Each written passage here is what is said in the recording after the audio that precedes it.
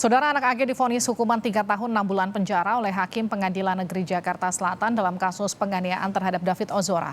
Kondisi David yang sampai saat ini masih berada di rumah sakit menjadi faktor utama yang memberatkan hukuman AG.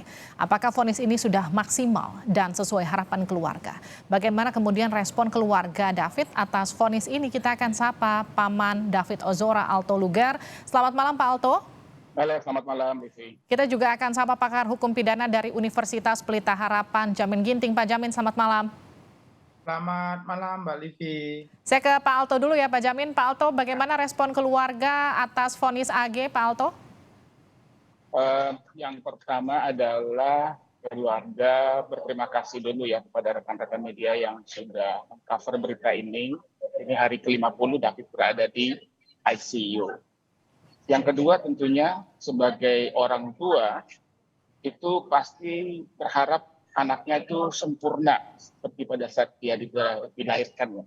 Dan kondisi David saat ini tentunya tidak akan ada hukuman yang bisa membuat orang tua lega kepada para pelaku. Tapi komitmen keluarga adalah menyerahkan kasus ini ke ranah hukum. Dan seperti yang sudah dijelaskan oleh pengacara dari keluarga, bahwa kami per hari ini tadi sudah mengikuti juga sidang dan berterima kasih bahwa proses ini sudah berjalan dengan lancar. Kalau tanya puas atau enggak puas, ya tentunya kami merasa bahwa bisa diberikan hukuman maksimal menurut aturan perundang-undangan yang ada di Indonesia. Artinya kalau tuntutan jaksa, Pak Alto izin saya potong, kalau tuntutan jaksanya 4 tahun tapi kemudian divonisnya 3 tahun 6 bulan sudah mewakili rasa keadilan keluarga kah?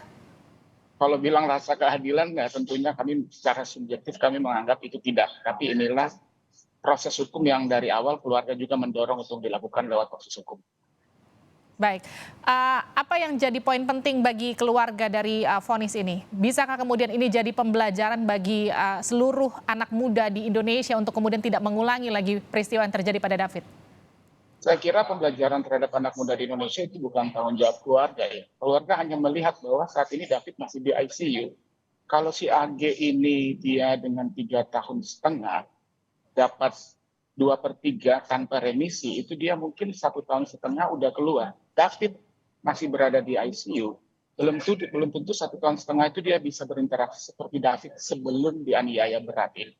Jadi itu. Jadi bagi kami adalah saat ini proses hukum sudah berjalan, kami fokus agar apa yang sudah menjadi fakta persidangan saat ini itu bisa lantas dipergunakan dalam persidangan berikutnya dengan sebaik-baiknya, dengan kami harapkan bahwa orang-orang yang nanti melakukan tindak pidana itu khususnya penganiayaan pelakunya itu dihukum semaksimal mungkin. Baik, kalau kondisi David terakhir seperti apa Pak Alto?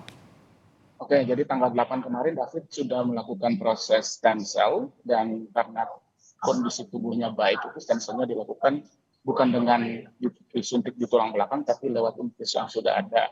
Secara fisik itu dia sudah jauh lebih bagus, perkembangannya sudah luar biasa.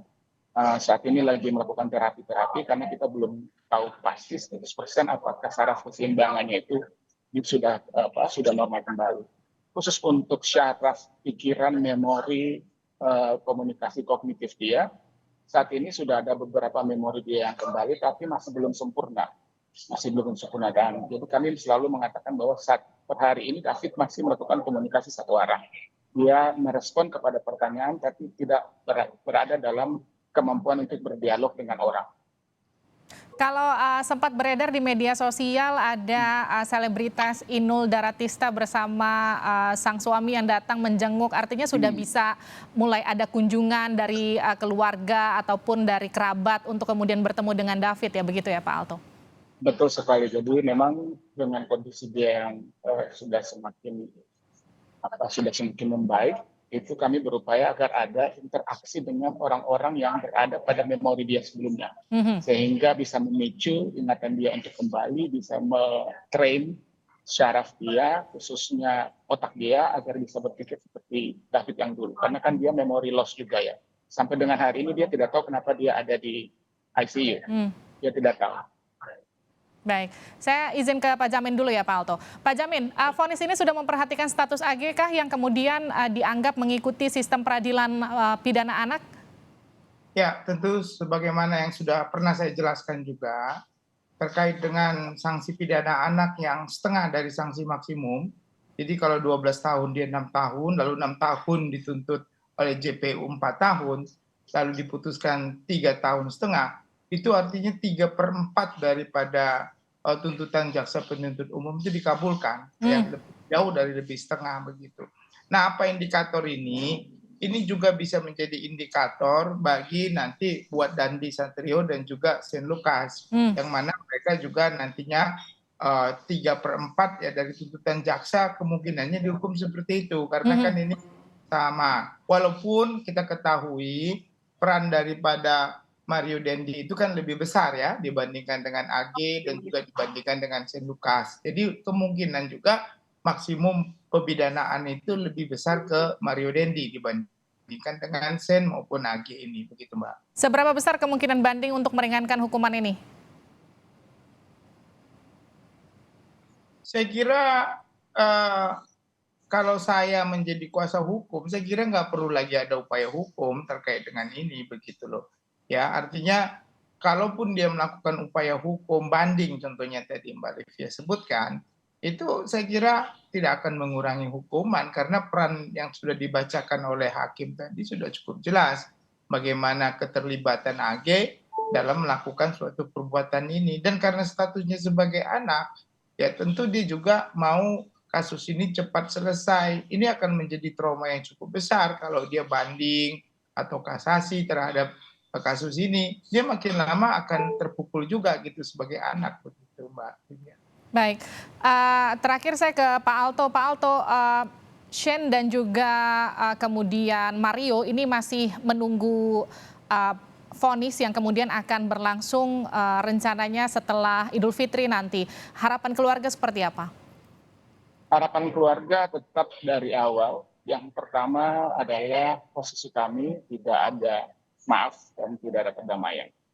Yang kedua adalah semoga hakim dan dari tuntutannya dan juga putusannya itu bisa mewakili rasa keadilan khususnya bagi anak korban, anak kami David, dan juga semoga itu bisa dihukum seberat-beratnya karena apa yang terjadi seperti Mbak Livi dan para penonton semua menyaksikan kesadisan yang dilakukan terhadap David itu tidak pernah kita lihat sebelumnya. Dan ini sesuatu yang sudah direncanakan. AG juga sudah terbukti dalam perannya berada dalam proses perencanaan itu. Ada manipulasi fakta-fakta. Dan semua itu adalah dilakukan oleh 3 orang ini tanpa ada rasa penyesalan. Jadi kami berharap hukumannya seadil-adilnya. Tapi juga dari keluarga mengharapkan supaya seberat-beratnya. Khususnya bagi pelaku utama. Baik, Pak Alto, doa untuk kesembuhan David dari kami semua di sini, semoga lekas segera membaik. Kemudian dan juga kita nantikan seperti apa vonis hakim untuk Mario dan juga Shane nantinya. Terima kasih telah bergabung bersama kami Pak Alto. Terima kasih juga Pak Jamin telah bergabung bersama kami di Sapa Indonesia Malam.